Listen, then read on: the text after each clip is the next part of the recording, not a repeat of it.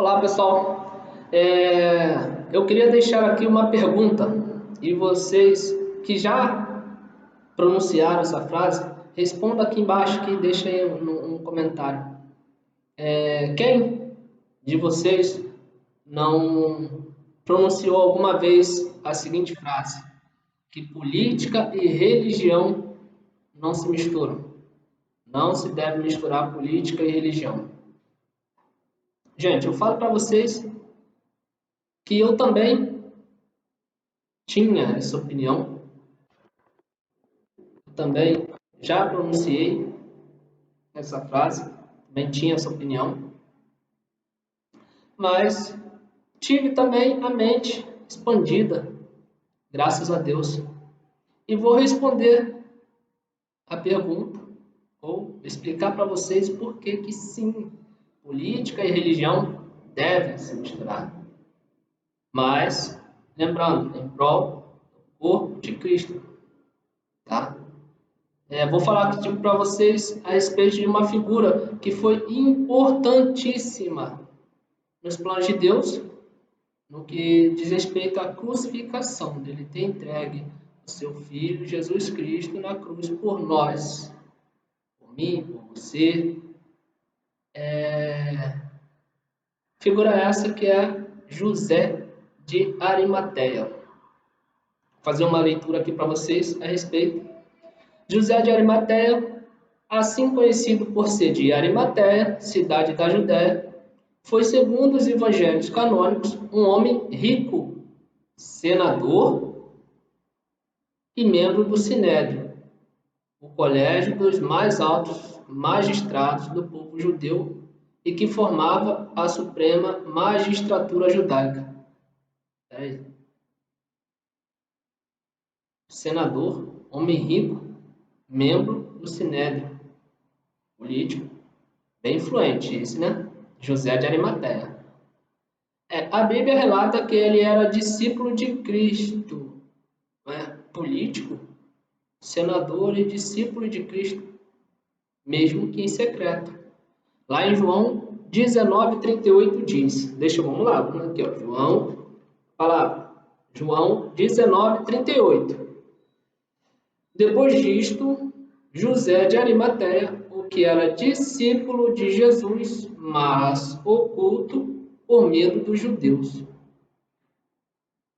Por medo dos judeus. Ele é discípulo. Porque naquela época, discípulo de Jesus era perseguido. Jesus era perseguido na época. Mas vamos lá. José de Arimateia era um rico comerciante, dono de uma frota de navios que fazia exportação, principalmente de minérios, para toda a região da Palestina até a Britânia. Era simpático às ideias de Jesus. E frequentemente visitava secretamente a casa de Simão à noite, quando Jesus se hospedava lá, conversando com ele por horas. Ou seja, toda vez que Jesus visitava Simão, estava na casa de Simão hospedado, ele à noite, sem que ninguém pudesse ver, ele ia ter com Jesus, ele ia conversar com Jesus e ali ficava por horas, conversando, ele e Jesus. Mesmo, a Bíblia diz que ele era um discípulo oculto. Ele não foi usado por Jesus durante o ministério dele. Você pode ver que na Bíblia você não vê José de Arimateia fazendo milagres, você não vê José de Arimateia curando, você não vê José de Arimateia pregando. Nem cita José de Arimateia, a não ser numa única passagem, salvo engano, tá? Me corrijam. Momento este da crucificação. Influente político que teve importante papel, se não o mais importante e principal papel de todos os discípulos. Ou seja, que à noite ele ficava horas conversando com Jesus. Na madrugada em que Jesus foi preso, um emissário o convoca para uma missão especial, para uma sessão especial no Sinédrio, para o julgamento de um nazareno, agitador e blasfemo. Ao perceber que é Jesus o prisioneiro, faz menção em defendê-lo, mas desiste ao perceber que a fúria de seus companheiros poderia prejudicá-lo. De manhã, quando Jesus estava para ser levado ao governador, José se adianta até o palácio de Pilatos, que era seu amigo, ele é amigo de Pilatos, para explicar que Jesus era inocente e pedir a sua liberação. Entanto, desiste à porta do palácio, com medo de ser descoberto por seus companheiros. Você vai entender lá na frente o que ele perde. Mudança de visão. Pegue sua cruz e me segue. Pegue sua cruz, filho. Carrega, sou eu, me assume. José volta para casa deprimido. Se fecha em seu quarto e adormece. Em sonho, fazendo uma pausa aqui, mas esse medo,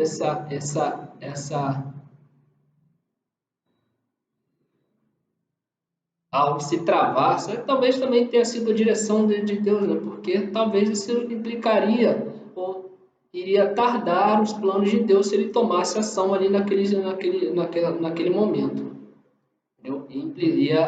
A crucificação de Jesus demoraria mais tempo do que já estava determinado para acontecer.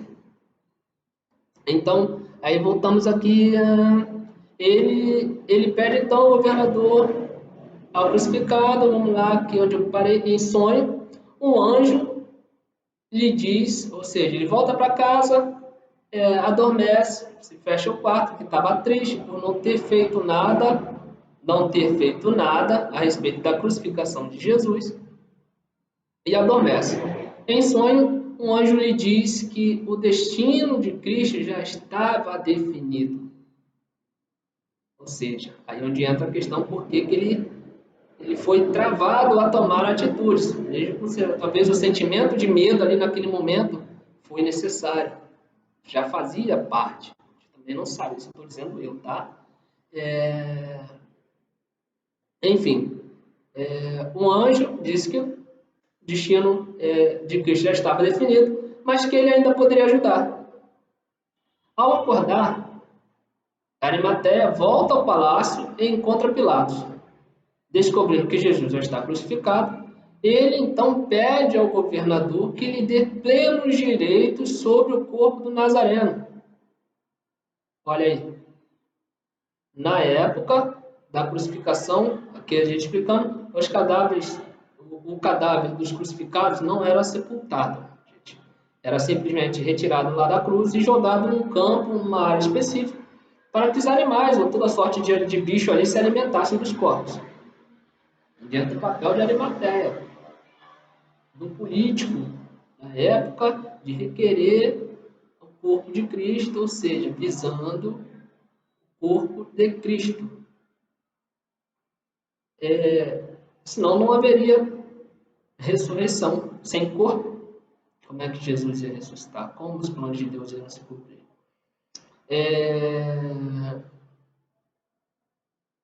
Aqui diz, a cadáver dos crucificados, como diz, não era sepultado. O réprobo era jogado a céu aberto em local específico para apodrecer e ser devorado pelas feras, ou seja, cães, pássaros, lobos, animais selvagens. Pilatos, mesmo sem entender nada, porque que um político da época, uma pessoa de alta posição, estava fazendo aquele pedido, estava requerendo o corpo, estava pedindo o corpo de Cristo. Ele fez, eram amigos, ele assinou lá, Pilatos redige e autentica um documento, dando a ele plenos poderes sobre o cadáver de Jesus, sob a proteção de um destacamento da guarda romana, até o sepultamento e, posteriormente, vigiando o túmulo para que não fosse violado. Novamente, está aí o político cuidando do corpo de Cristo, corpo, naquela época, físico, corpo de Cristo. Tá? Cuidando do corpo físico de Cristo na época, para que os planos viessem a cumprir. Hoje, a influência política em defender o corpo de Cristo já não é mais um corpo físico, né? A gente entende que o corpo de Cristo somos nós e Jesus é a cabeça. Isso aí tudo.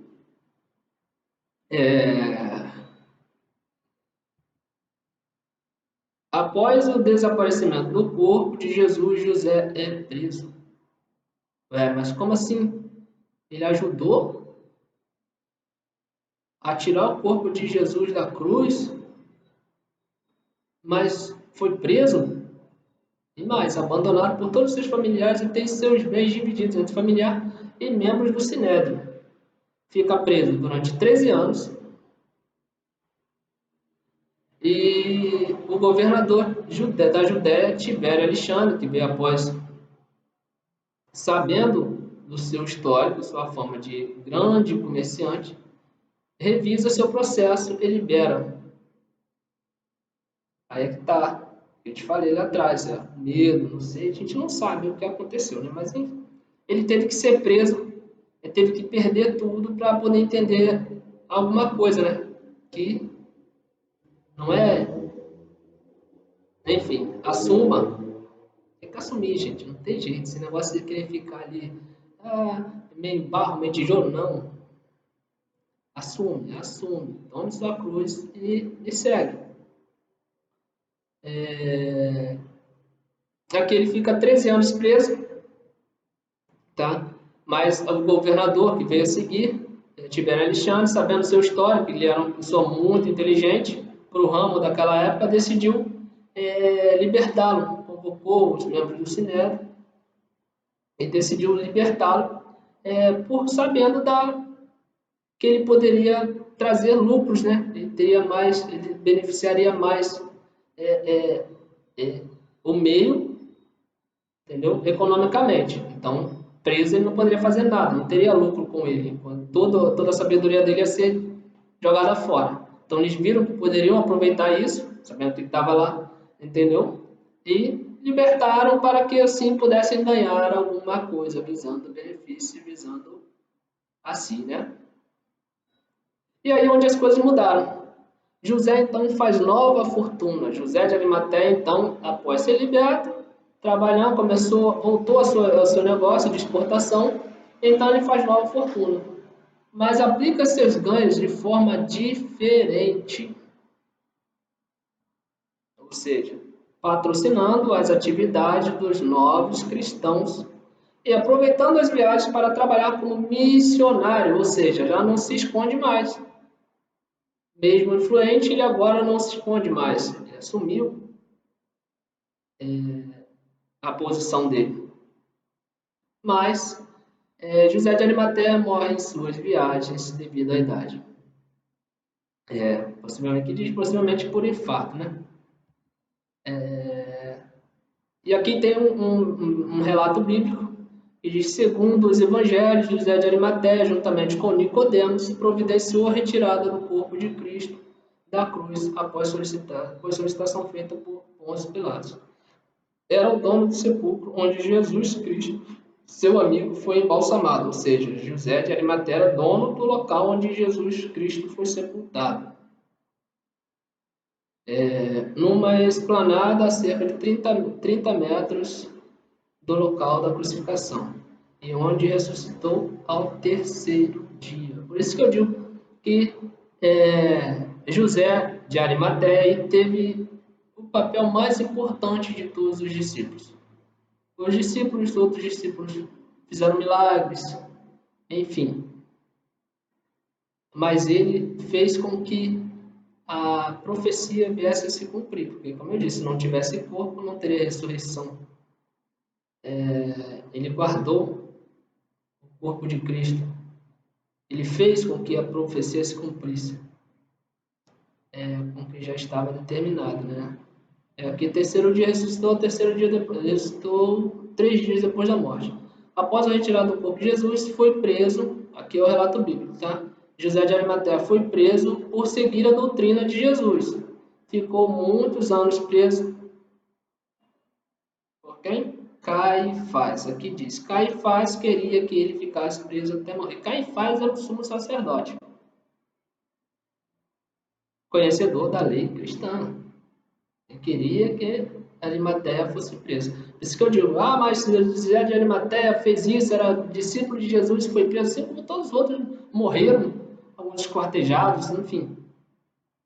morreram, porque estamos sujeitos a ações e reações de pessoas, de externos, pessoas que não professam a mesma fé, entendeu? E é o que acontece aí. Mesmo sumo sacerdote, mesmo conhecedor da lei cristã, enfim,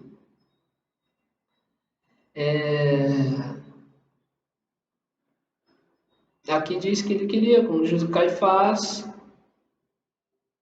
ficasse preso até morrer, mas José era muito inteligente, foi o que eu falei, para negócio lucrativo. O governador, depois de Pôncio Pilatos, conversou com os membros do Sinédrio e convenceu a soltá-lo, aquilo que eu falei, visando os lucros que ele traria.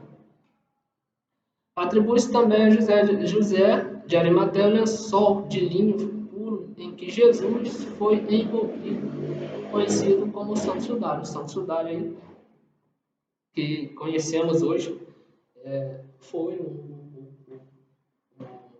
o lençol também que José de Arimateia envolveu o corpo de Cristo.